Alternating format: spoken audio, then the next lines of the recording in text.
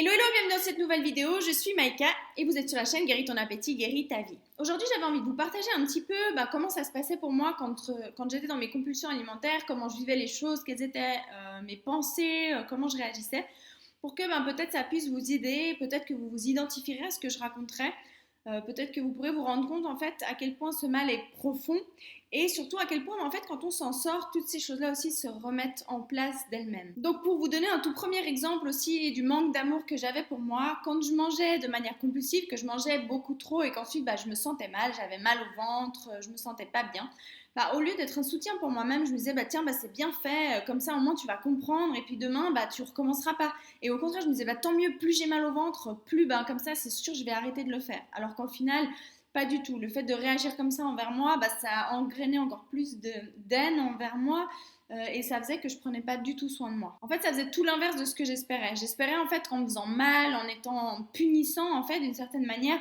j'allais comprendre et puis j'allais arrêter. Alors qu'en fait, psychologiquement, c'est pas du tout ce qui se passait et au contraire, ça m'embourbait encore plus dans mes compulsions parce que le lendemain, je recommençais encore. Et en fait, ce qui est assez triste, c'est que plus j'étais dans mes compulsions, plus j'étais dure avec moi et en plus en fait je cherchais même pas à m'aimer parce qu'en fait je me disais mais si j'aime mon corps, si j'aime qui je suis, comment je suis, ça veut dire qu'en fait je vais continuer à faire ce que je fais, je vais continuer à être en surpoids, je vais continuer à pas m'aimer, à avoir un corps comme ça. Donc en fait vraiment je faisais tout, je me disais non mais si je m'aime et que je m'accepte, ça veut dire que je vais rester comme ça et pour moi c'était hors de question. Alors qu'en fait, c'est tout l'inverse. C'est plus on apprend à s'aimer, à s'accepter, et plus on lâche, et plus en fait on permet au poids de s'en aller, on permet à nos compulsions de se calmer. Mais le problème, c'est que dans notre tête, à ce moment-là, c'est pas du tout comme ça. Nous, on se dit non, mais si j'accepte ce que je fais, si je cautionne ce que je fais, super, je vais jamais m'arrêter en fait. Alors c'est pour ça qu'on se venge sur nous, on n'est pas du tout sympa avec nous, mais vraiment pas du tout. On n'est pas un soutien pour nous. En tout cas, pour moi, c'était vraiment comme ça. Comme je vous disais, vraiment, je me disais c'est bien fait que tu aies mal au ventre, tant mieux que ça, tu vas comprendre, demain tu vas arrêter. Je me disais non, je vais pas m'aimer parce que sinon, si j'accepte ce que je suis, du coup, je vais tout le temps rester dans ce surpoids, ces compulsions alimentaires, c'était hors de question pour moi. Pour vous dire même, il y a une fois, je me rappelle, ça m'avait même choqué ma réaction. En fait, j'étais à un cours et puis il y avait un repas où tout le monde, on était tout autour du repas. Et puis, il y en a plusieurs qui disent ouais, moi, ce truc-là, il y avait un pâté, elle disait ouais, ce truc-là, moi, il m'inspire pas trop. Et une autre, elle dit ouais, moi non plus.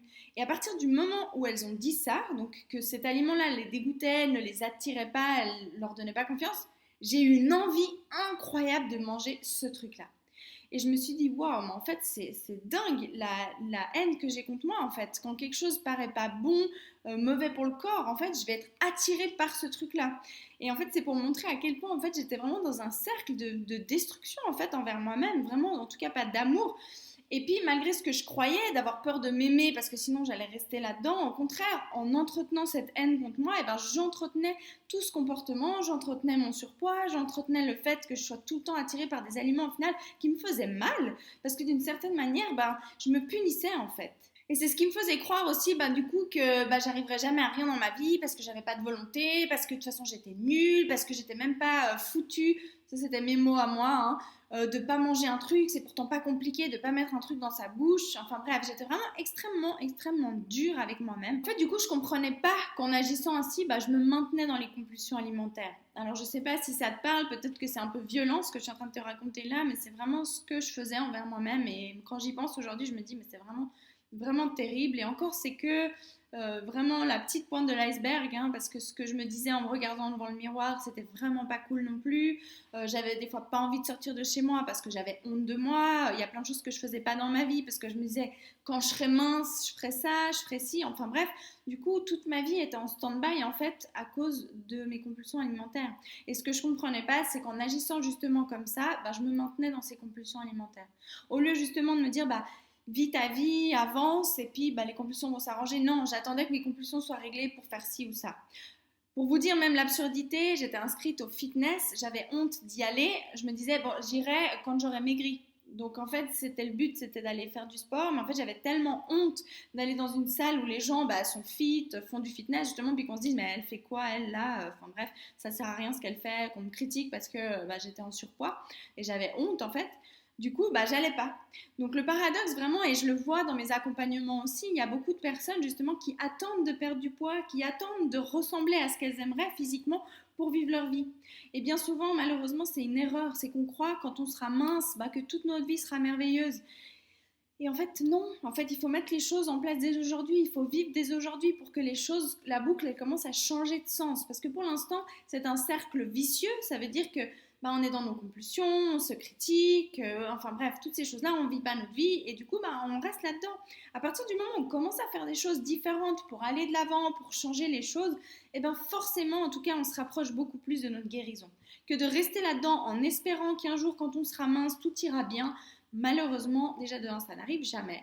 Et en plus de ça, c'est pas ce qui nous aide à en sortir. Voilà, c'est juste pour vous donner quelques petits exemples de la manière que j'avais de me traiter. Peut-être que ça vous parlera et puis j'espère surtout que ça vous aidera à prendre conscience que de vous détester, jusqu'à maintenant, ça n'a pas marché pour vous aider à sortir des compulsions.